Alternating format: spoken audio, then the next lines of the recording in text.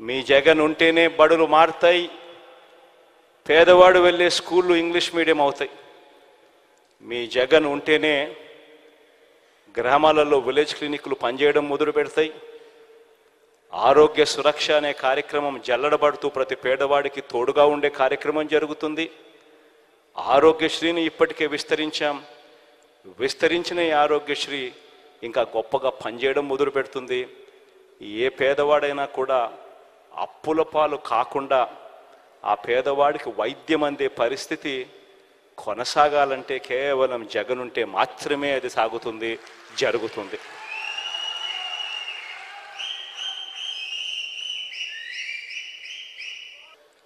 ఏ పథకం ఏ సమయంలో ఎప్పుడు ఇవ్వాలనో ఆ సమయం దాటిపోకబునిపై ఆ రైతన్నను చేపట్టుకొని నడిపించే, గ్రామస్థాయి నుంచి నడిపించే ఆర్బీకే వ్యవస్థలు ఈరోజు గొప్పగా పనిచేస్తూ ఉన్నాయి. ఎప్పుడు ఊహకు కూడా అందలేదు. ఫోన్లలో దిశ యాప్ పెట్టగలుగుతామని ఒక 5 సార్లు ఇలా ఫోన్ చేస్తే చాలు ఒక పోలీస్ సోదరుడు అక్క చెల్లెమ్మ దగ్గరికి వచ్చి అక్క ఏమైంది అని అడిగే పరిస్థితి తేగలుగుతాము అని ఎప్పుడు ఊహకు కూడా అందలేదు. ఈరోజు ఆ ప్రతి అక్క చెల్లెమ్మ ఫోన్లోనూ దిశ యాప్లో ఫోన్ 5 సార్లు షేక్ చేసినా చాలు, లేదా SOS బటన్ నొక్కినా చాలు, 10 నిమిషాల్లోనే వెంటనే పోలీసు సోదరుడు వెంటనే ఫోన్ చేస్తున్నాడు, 10 నిమిషాల్లో ఇక్కడికే వచ్చేస్తున్నాడు. ఎప్పుడు ఊహకు కూడా తట్టలేదు ఇట్టని చేయగలుగుతామని. మొట్టమొదటిసారిగా గ్రామాలలోనే ఒక మహిళా పోలీస్. ఇవన్నీ కూడా ఎప్పుడూ చూడని విధంగా జరిగిన మార్పులు. ఇవన్నీ కూడా ప్రతి పేదవాడి ఇంటికి తీసుకొని పోవాలి. ఇవన్నీ కొనసాగాలి అనంటే కేవలం మళ్ళీ జగన్ అయితేనే ఇవన్నీ కొనసాగుతాయన్న మెసేజ్ తీసుకొని పోవాలి.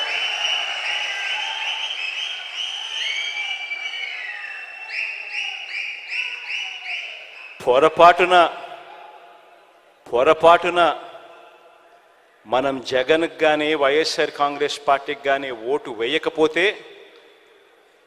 పొరపాటును కూడా అది జరిగింది అని అంటే మన అంతటా మనమే మళ్ళీ వాలంటీర్ల వ్యవస్థ మాకొద్దు, జన్మభూమి కమిటీలు కావాలి అని చెప్పి మనమే సంతకం పెట్టినట్టే. మనంతటా మనమే మేనిఫెస్టోను ఒక బైబిల్గా, ఒక భగవద్గీతగా, ఒక ఖురాన్గా భావిస్తూ ప్రతి నెల సంవత్సరం పొడుగునా ఏ నెలలో ఏమిస్తాము, ఏ పథకం వస్తుంది అని చెప్పి ఏకంగా షెడ్యూల్ ఇచ్చి, క్యాలెండర్ ఇచ్చి ప్రతి నెల కూడా అమలు చేస్తూ ఉన్న ఈ పథకాలన్నీ కూడా మనమంతటా మనమే వద్దు అని సంతకం పెట్టి ఇచ్చేసినట్టే. మళ్ళీ మేనిఫెస్టో చెత్తబుట్టలేకి వెళ్తుంది. మళ్ళీ ఎవడు పేదవాడి గురించి ఆలోచన చేసే పరిస్థితి ఉండదు.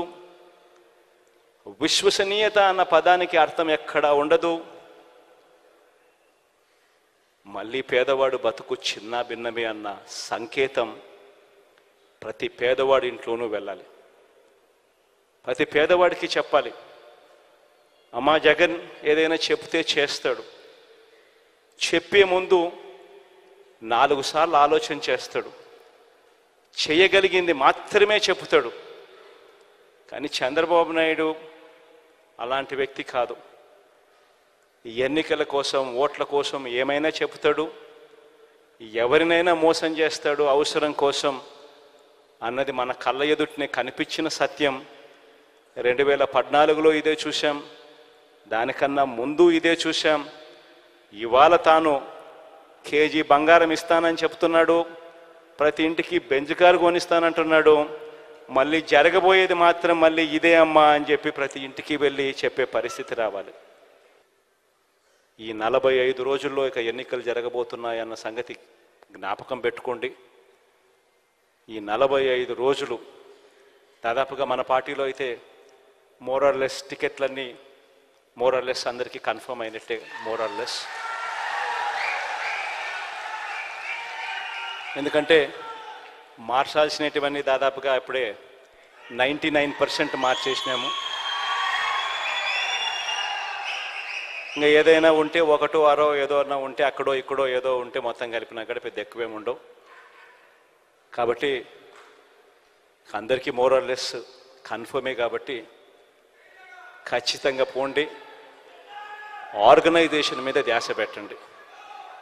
ఇంతగా ప్రతి ఇంటికి మంచి చేసి ఇదిగో ఇన్ని లక్షలు మీ ఇంట్లో మంచి జరిగింది అని చెప్పి ఏకంగా లెటర్ల రూపకంలో ఇచ్చి ఆ జరిగిన మంచిని చెప్పగలిగిన పరిస్థితి బహుశా దేశ చరిత్రలో ఏ పార్టీ కూడా తమ ఎమ్మెల్యే అభ్యర్థులకు ఇచ్చిన పరిస్థితి ఎప్పుడూ ఉండకపోవచ్చు. ఒక్క వైఎస్ఆర్ కాంగ్రెస్ పార్టీ మాత్రం మన ఎమ్మెల్యేలకు ఆ అవకాశం ఇస్తూ ఉంది. కాబట్టి మీరు చేసుకోవాల్సిందల్లా ఇంకా ఆర్గనైజేషన్ మీద ధ్యాస పెట్టడం. రాబోయే రోజుల్లో నేను ఒకటే చెప్తా ఉన్నా, ప్రతి నియోజకవర్గం ఏ గ్రామం తీసుకున్నా అందులో 93%, 87% ఇళ్లకు మనం మంచి చేశాం. 93, 87 అయితే నగరాలు సిటీలు అయితే 80 ఎక్కడ చూసినా ఈ స్థాయిలో మంచి జరిగింది. మరి 87% ఇళ్లకు మంచి జరిగితే అది ఏ నియోజకవర్గం అన్నా ఉండని, కుప్పం నుంచి ఇచ్చాపురం వరకు ఏ నియోజకవర్గం అన్నా ఉండని, ఇదే పరిస్థితి ప్రతి నియోజకవర్గంలో కూడా జరిగితే చేయగలిగినది ఏ ఇంట్లో ఎంత మంచి చేశామని ఏకంగా లెటర్లు తీసుకొని పోయి అక్క మీ ఇంట్లో ఇన్ని లక్షల రూపాయలు మంచి జరిగింది అని చెప్పి చెప్పగలుగుతా ఉన్నాం. మరి ఇంత మంచి జరిగినప్పుడు ప్రతి ఇంటికి ప్రతి గ్రామంలోనూ ఎందుకు మెజారిటీ రాకూడదు? ఆ గ్రామంలో వచ్చే మెజారిటీ ప్రతి మండలానికి ఎందుకు రాకూడదు? ఆ మండలంలో వచ్చే మెజారిటీ ప్రతి నియోజకవర్గానికి ఎందుకు రాకూడదు అని అడుగుతా ఉన్నా.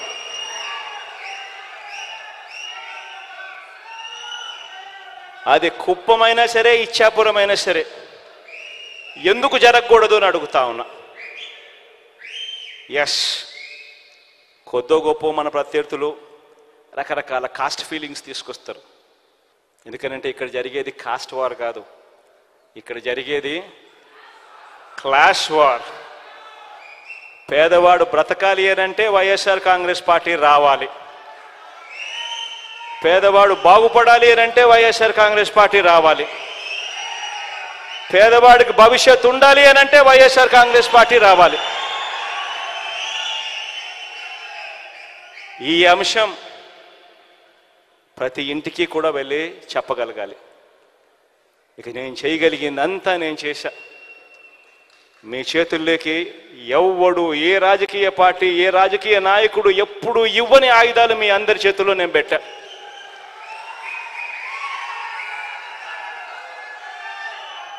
ఇక ముందుకు తీసుకొని పోయి ఈ ఎన్నికల్లో గెలిచి రావాల్సిన బాధ్యత ఇక కేవలం మీ మీద, ఈ 45 రోజుల్లో మీరు చేసే ఆర్గనైజేషన్ స్ట్రెంగ్త్ మీద మాత్రమే ఆధారపడి ఉంది అని చెప్పి మాత్రం చెప్తా ఉన్నా. ప్రతి ఒక్కరూ కూడా రెట్టించిన ఉత్సాహంతో పోండి.